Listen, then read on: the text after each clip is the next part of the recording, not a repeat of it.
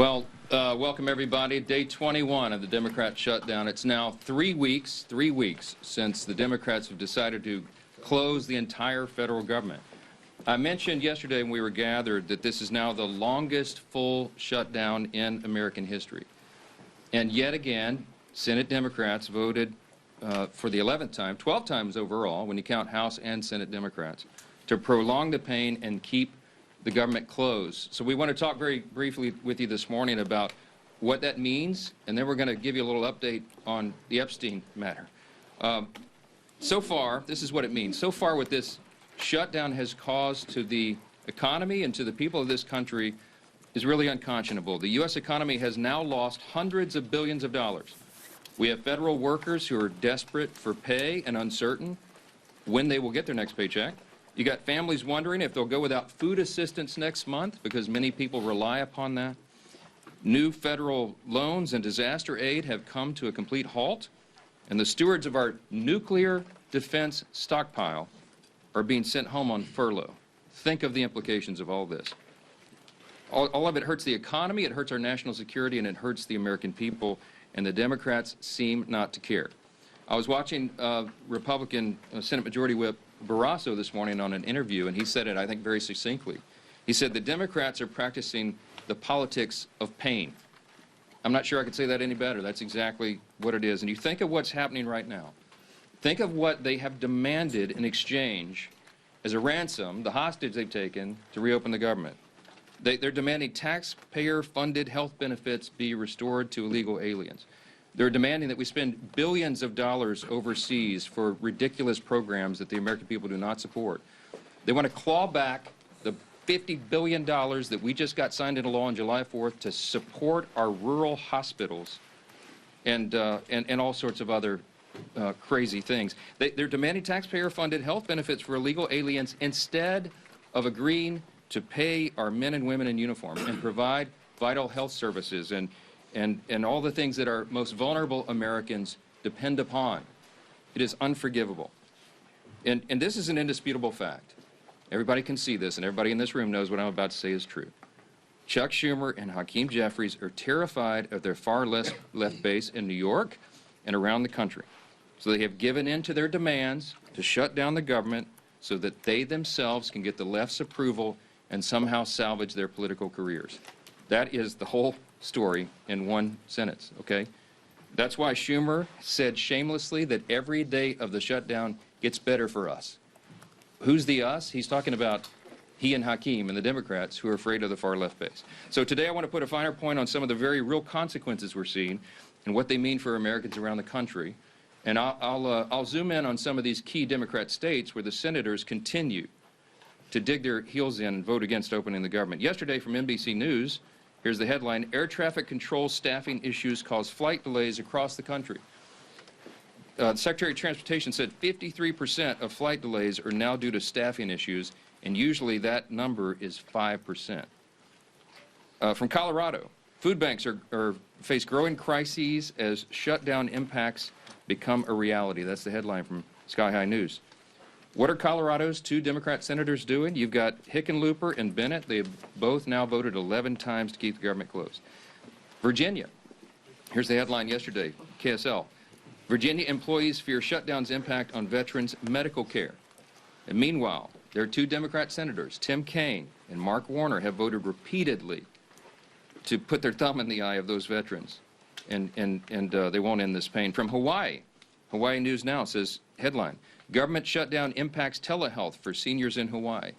Seniors in Hawaii rely upon telehealth. Guess who's shutting it down? There are two Democrat senators, Brian Schatz and Mazie Hirono, voted again and again to keep the government closed and disrupt the health services for seniors in their own state. They've got a lot to answer to. From California, here's a headline, ABC 7 News. Alameda food banks step in to help TSA workers, families impacted by government shutdown. That is disgusting. And both of California's senators, Padilla and Schiff, have voted 11 times to block the pay of those TSA agents and their families, the paychecks they rely upon. From Illinois, WIFR, yesterday, federal courts in northern Illinois reduce operations due to government shutdown. The courts are reducing operations, and you've got Illinois Democrats Senators Duckworth and Durbin have voted to keep the government closed. We can do this all day long.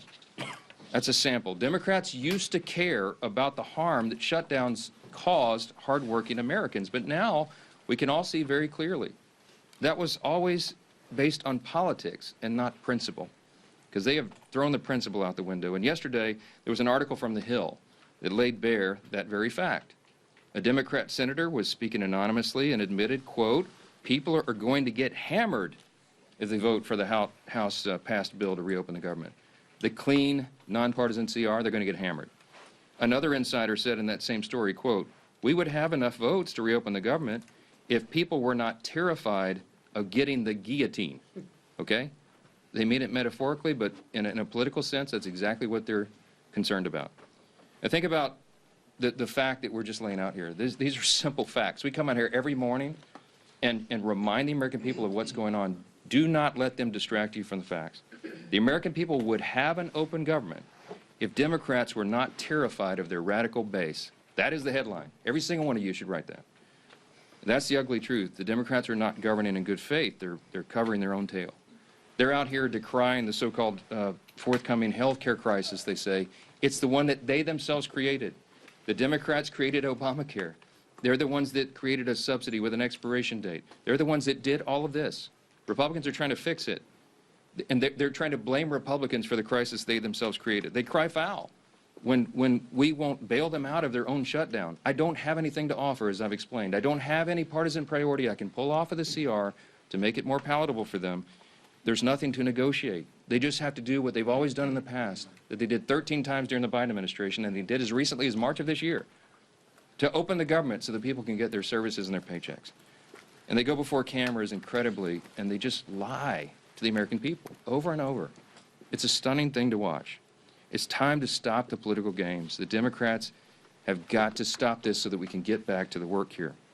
For the sake of the American people, I hope they do. I hope Democrats finally come to their senses soon and the pain will end so we can reopen the government and get back to the hard work here. Let me say this. Now, while congressional Democrats continue their dangerous political games, the bipartisan House Committee on Oversight is conducting its investigation into the heinous crimes of Jeffrey Epstein. And it has continued. It has not stopped during the government shutdown. You have some of the, as I'd like to say, some of the toughest bulldogs in Congress on the Republican and Democrat side who are united in this cause for maximum transparency of the Epstein files. I'm for that. Chairman Comer is for that, the Oversight Committee chair. You'll hear from him in a moment. All these leadership team are, all the Republicans in the House are for maximum transparency and always have been. My good friend, Chairman James Comer, is going to give you an update on that shortly, but I just want to make a couple of key points very clearly before I bring him up here. Congressional Democrats are rudderless right now. I don't know how else to describe it. They don't have a message, they don't have a leader, they don't have any identifiable set of policy solutions for the problems facing the American people. Their party continues to hit all-time historic lows in poll after poll after poll, and many of you have reported on that.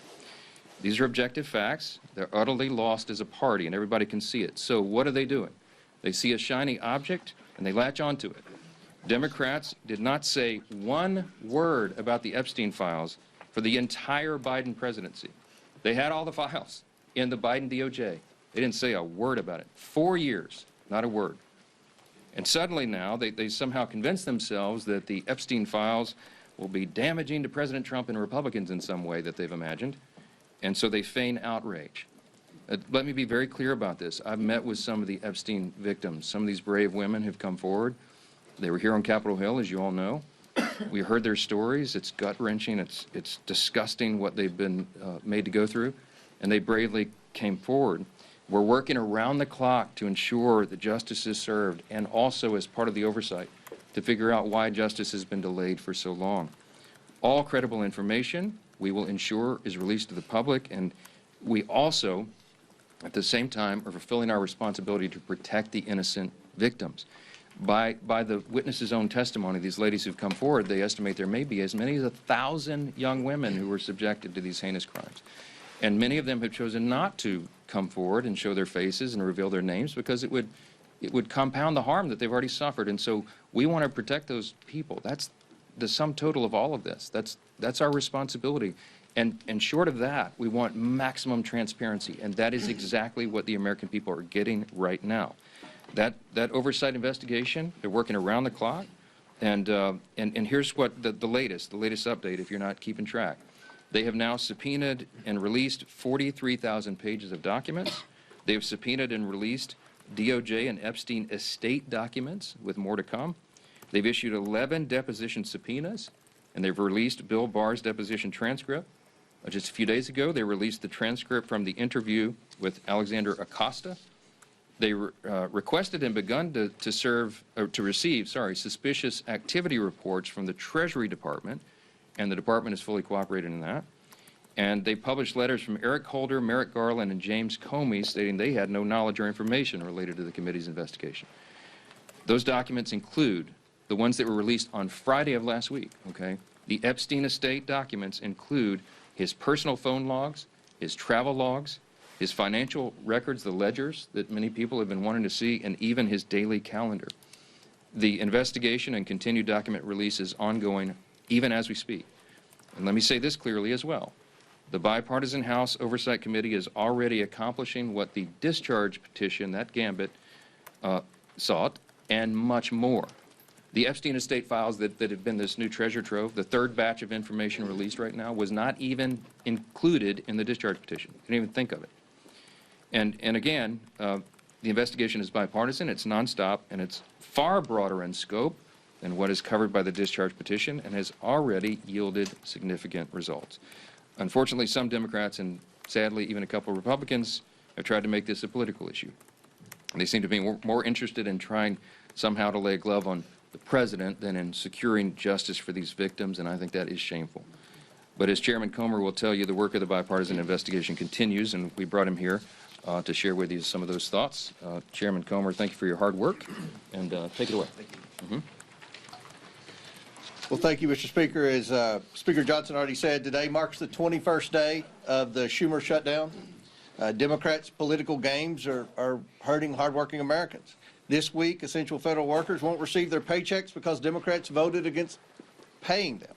That includes Border Patrol, CBP agents, TSA, FAA staff, DOD civilians, FEMA responders, and Capitol Police officers. The overwhelming majority of Americans oppose this Democrat shutdown. Democrats know it, so they're trying to distract from the fact that they shut down the government by pushing a false narrative about President Trump and Jeffrey Epstein. Let me be clear. No one is protecting Epstein or his associates. The House Oversight Committee is conducting a thorough review of the federal government's handling of the Epstein investigation, one that goes far beyond the discharge petition the legacy media is obsessed with. To date, the Oversight Committee has released over 43,000 pages of documents and issued 13 subpoenas. We've conducted a deposition with former U.S. Attorney General Bill Barr and a transcribed interview with former U.S. Labor Secretary Alex Acosta. I don't think I need to remind anyone in here, they are both Republicans and both former cabinet secretaries in the Trump administration. And guess what? Those interviews completely debunked the Democrat smear against President Trump. Barr stated that there was no evidence that President Trump was involved in Epstein's criminal activity. Acosta confirmed there was no contact with President Trump during the Florida case. No link, no conversations, nothing. Despite these facts, Democrats, especially Ranking Member Garcia, continue to spread lies about President Trump, and they are lies. They're infected with an incurable case of Trump derangement syndrome. Oversight Committee Democrats post daily about Epstein. In fact, they've posted or reposted about Epstein nearly 60 times on X since the shutdown began. You know how many times they posted about essential federal workers not receiving paychecks because they voted against funding the government? Once. They've posted about that once on the Democrat Oversight Committee and over 60 times about Epstein. You see where their priorities are. Let's be clear. Democrats don't care about transparency or accountability in this matter. The evidence we've gathered does not implicate President Trump in any way. Public reporting, survivor testimony, and official documents show that Bill Clinton had far closer ties to Epstein.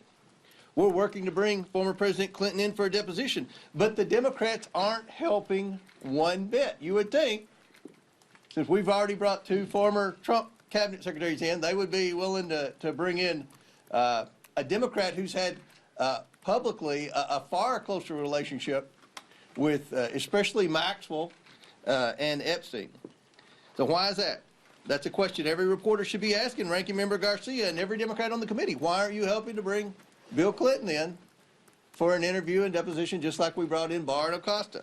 The Oversight Committee remains committed to accountability and transparency for the American people and for Epstein's victims. Our investigation has not stopped during this shutdown. We've released more documents just this past Friday. Democrats need to stop playing games and vote to reopen the government. With that, I yield back to the speaker. Thank you, Chairman Comer, and truly appreciate the hard work you continue to do to get the facts out. And that's what this has always been about. I want to continue to get those facts out, and your committee has been working tirelessly to do just that. As we enter the 3rd week of Chuck Schumer's shutdown, I think nobody can sum up just what is really going on better than the article yesterday in The Hill. You know, we've been saying up here for weeks that the real motivation behind the Democrat shutdown of the government is that they're afraid of the most radical far-left elements of the Democrat Party base. And yesterday, The Hill, in a pretty riveting article, laid bare the underbelly of the Democrat Party's motivation. It truly is fear of their own party's base that has driven the Democrats, especially in the Senate, to shut down the government. It's a calculated decision. And the continued votes, including yesterday, to keep the government shut down has been a direct result of the fear Democrats continue to have of their own party's base. Some of the most radical elements that you saw at the Hate America rally. We showed it up here on this dais yesterday with some of the most vile things that you saw. Many people that were holding signs calling for the death of the President of the United States.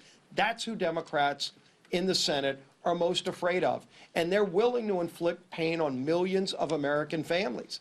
And I think it's very important to understand what they're saying.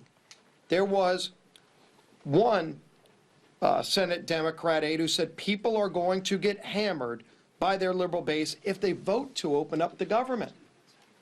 So they're not concerned about the millions of families who are suffering because they're keeping the government shut down. They're just worried about getting hammered from their own base. And the Speaker laid out some of this too. There was another senator who said, quote, they'd vote to open up the government yesterday if left to their own devices, but don't want to risk an angry backlash from their base. They'd be more than willing to do it. They know it's the right thing to do to open up the government, but they're scared to death of the backlash from the radicals in the Democrat Party. Another person said enough Democrats would vote to reopen the government, quote, if people were not terrified of getting the guillotine. You know what that means. When they're more scared of their own party's base, you talk about profiles in courage, that's what we're experiencing. And maybe the worst was this, because the Speaker's gone over and over with some of the different states and the pain it's causing, not just here in Washington, but all around the country. In every state, there is real pain being inflicted. People that aren't sure if they're going to get another paycheck if they're working for the federal government. And there's a state, Georgia, that has a number of military bases, a lot of other federal workers. NIH is headquartered in the state of Georgia. And what is one of their senators, Senator Ossoff, thinking about all this?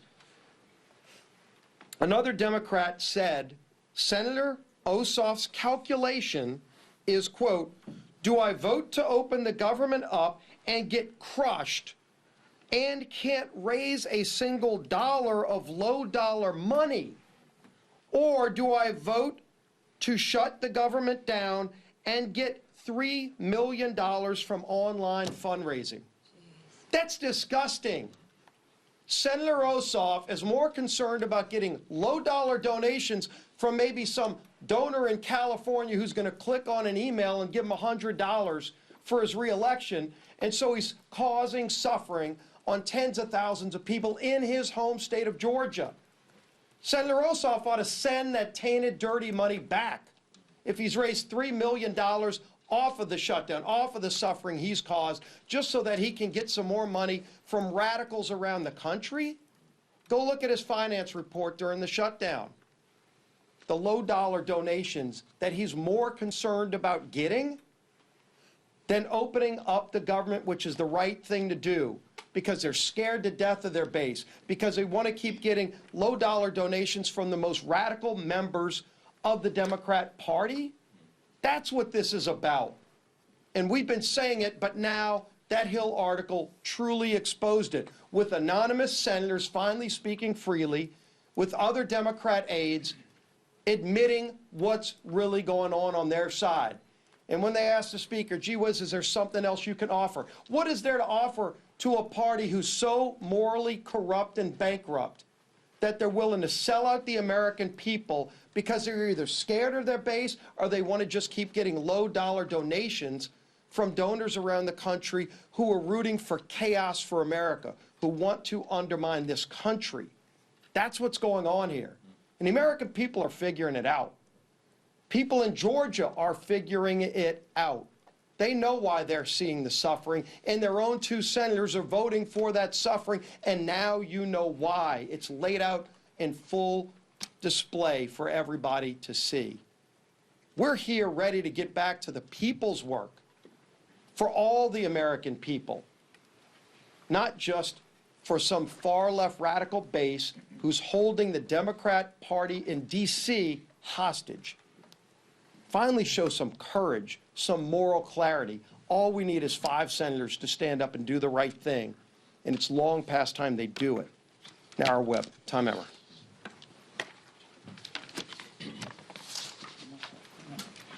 Welcome to day 21 of the Democrats' shutdown, where Democrats have now voted 12 times against funding our government.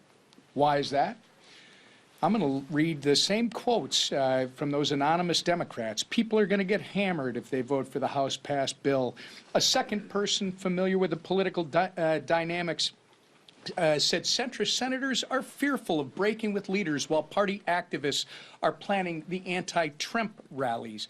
Another one, we would have enough votes to reopen the government if people were not terrified, as Steve and both Mike have pointed out, of getting the guillotine. Another Democrat strategist said the main driver is fundraising, which Steve just went over. Do I vote to open the government up and get crushed and can't raise a single dollar of low-dollar money? I mean, it's amazing, Steve. This is what it's all about. And this is what everybody in this room should be reporting every single day. They should be held accountable for this type of behavior, because it is having serious consequences all across the country. Real Americans are getting hurt while these political elites in the defunct Democrat Party are playing political games. Border Patrol agents are being forced to go without mission-critical funding. Low-income families, nutrition assistance benefits like SNAP and WIC are being jeopardized, all so these Democrats can appease their radical pro-terrorist wing. That is what they are. You saw it. And anybody who wants to push back, then they should disavow any connection to people who are calling for the death of any elected official, let alone the President of the United States, which they seem to be fine with, or this Attorney General candidate in Virginia. They won't even do that. This is a party without a message, without a leader, and without a future at this point. They are well on their way to being left on the ash heap of history. It's despicable, and it's downright wrong. We've got news for Chuck Schumer and the soon-to-be former leader of the Democrats in the House. Your Hate America rally is over. It's past time for you to stop thinking about yourselves and start thinking about the people that you were hired to serve. The American people are not and should not be pawns in your shutdown games, and they should not be forced to suffer just so you can play politics here in Washington, D.C. put an end to this madness, pass our clean CR, and let's reopen this government immediately. Our conference chair. Thank you. Well, good morning, everybody, and thank you, Mr. Comer, for being here. Again, don't let the facts get in the way of a good story, right? Our side, a lot of facts. The other side, more headlines than anything, right? Press the other side on the facts, because the facts speak for themselves, no different than Chairman Comer laid out with all the work that he's doing, and transparency, right? It's been 1 month since House Republicans passed a bill to keep your government open. And how did Democrats celebrate? Well, they partied with communists and socialists who hate America, right? While Democrats were marching with their radical mobs, Republicans were actually meeting with Americans, listening, helping, and working. Let me give you a few examples.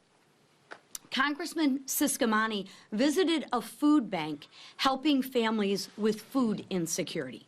Congressman Rick Allen stood with veterans left in limbo by the Democrats' political games. And Congresswoman Nicole Malliotakis thanked U.S. Park police officers while they worked without pay. That's the contrast. Because as the leadership team behind me said, I'm sure those low dollar amounts that they're raising, they're probably giving those monies back to the food banks and those people, right? No, they're putting it in their pockets. Republicans are working to help constituents navigate the chaos Democrats created when they chose to shut down the government. And the government and a shutdown should never be used for more wasteful spending. Democrats are performing for their radical audience. We see it time and time again. One side shows up for the American people. The other side shows off for their social media. The bottom line is this: Democrats are not fighting for you. They're fighting for the most radical 1% of their base. And of course, that low dollar fundraising number. They're also leveraging the shutdown to demand $1.5 trillion in wasteful spending, climate pet projects in foreign countries, and health care for illegals. But Republicans won't cave. We won't fund the waste, fraud, and the abuse that the Democrats so violently and vehemently advocate for. We won't hand your tax dollars to illegals. Those are your tax dollars. And we won't let radicals dictate America's future. So it's time for the Democrats to wrap up the photo shoots and end the who's more radical contest and vote to reopen the government. Let's get the government reopened for our troops. Let's get the government reopened for our families. And let's get the government reopened for the American people. Thank you. Questions?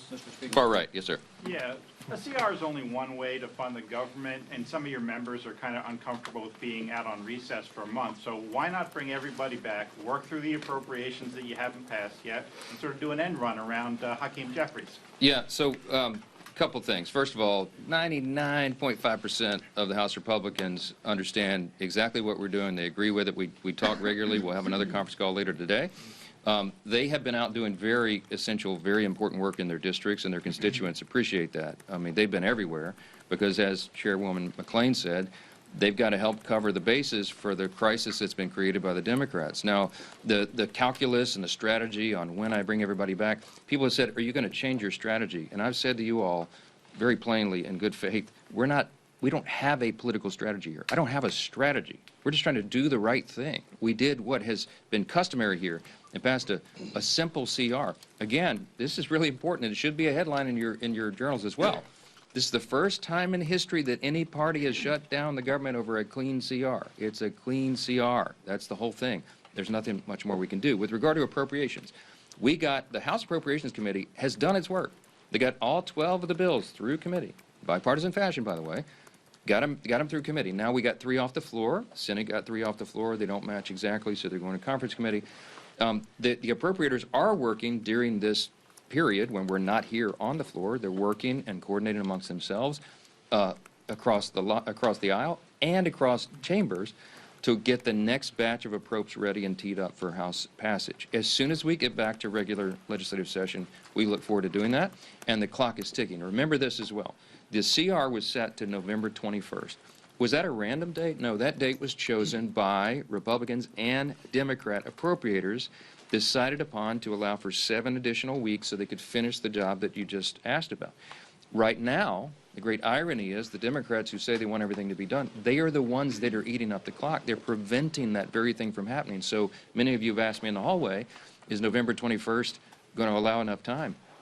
That's becoming a very dicey prospect right now because we need every single day. Now, the appropriators are working right now. As we speak, they're working on it. I myself have spoken to appropriators in the Senate on the Democrat side. I mean, we're trying to prepare this work and to get it done as soon as possible, but it is true that the pressure gets turned up every day of the calendar that's eaten up by the Democrats' political nonsense. Back row, yes, sir, on the best. Thanks. CBS News is out with reporting this morning that a part in January 6 rioter was charged and arrested this week with threatening to kill Hakeem Jeffries. Do you have any reaction to that? No, terrible. That's the first I've heard of that. I don't know anything about it. But anybody who threatens to kill any political official, we denounce it absolutely. They ought to have justice fall upon their head. All right? How about that? Yes, sir. Second row right here. Thank you, sir. The Senate has sort of had this will-they, won't-they relationship with a Russia sanctions bill that has overwhelming bipartisan support. Would you like to see the Senate have a more accelerated timeline? And if they pass it during the shutdown, would you bring the House back to vote on it? Well, I don't anticipate it will be passed during the shutdown, but there is a big appetite among Republicans, House and Senate, I can tell you, for tough sanctions on Russia. The president, as you know, you can take him at his own word, he's lost his patience with Putin. He's not a good faith operator. Obviously, he's the aggressor in an unjust war, and it needs to end. The president's using every leverage point he has to bring that a resolution, bring an end to that war that's killed so many people and cost so much money, and it's just been a terrible thing. Everybody on the world stage, I talked to my colleagues, my counterparts, the speakers of the various parliaments of the other free countries, the G7 and others, and everybody's unified on this. Everybody wants this to end. President Trump's the only strong enough figure on the world stage who has a chance of doing that. And you know he's bent over backwards to make it happen. Now, what we need right now is we need good faith on the part of Russia and Ukraine, that they would come to the table to work on a diplomatic solution to bring this to an end. The president's trying to force that in every way he can. The Republicans in Congress are ready to provide support for that, and any leverage that we can, including sanctions, we're open to, and we'll see how that develops. For sure. Mr. Speaker, getting back to the threat to Hakeem Jeffries, this is one of a number of individuals that were pardoned as a result of January 6th who have been rearrested on various charges. Did President Trump make a mistake by just offering up a blanket pardon for every single person that was convicted as a result of I don't know any of the details of this at all. I don't know who's been alleged to have been involved in this. I will say that anybody who threatens political violence against elected officials or anyone else should be have the full weight and measure of the Department of Justice on their head. I trust that will happen. I hope it will. We are intellectually consistent about that, obviously. I will tell you this. The violence on the left is far more prevalent than the violence on the right. Don't make me go through the list. You all know it. All of these the assassination culture that's been advanced now, this is the left in almost every case that is advancing this and not the right. So let's not make it a partisan issue. You don't want me to go there. We're just going to say anybody, any deranged individual, this has to stop. And the rhetoric that you saw on display on Saturday, we highlighted yesterday, it plays into this, okay? There are people that get triggered. There are deranged people in society when they hear elected officials participating in a rally that was paid for by Soros and sponsored by communists with signs and placards and mantras that were repeated that we should bring death to, fascist politicians. What they mean is they call every Republican a fascist now. They're calling for the death of elected officials. Please, enough of that. We got to stop it. Stop the rhetoric, stop all the nonsense, and But stop what the about violence. the blanket pardon, sir? Was that the blanket pardons? Was that Look, appropriate? I'm not going to address it because I'm not sure of the details of this, and I think we've said enough. You know where we stand, and every one of you should stand there the same way. We denounce violence from anybody, anytime. Those people should be arrested and tried. Mr. Thanks. Speaker, should the president have bipartisan negotiations to end the shutdown? Why isn't he involved? Good job, CBS.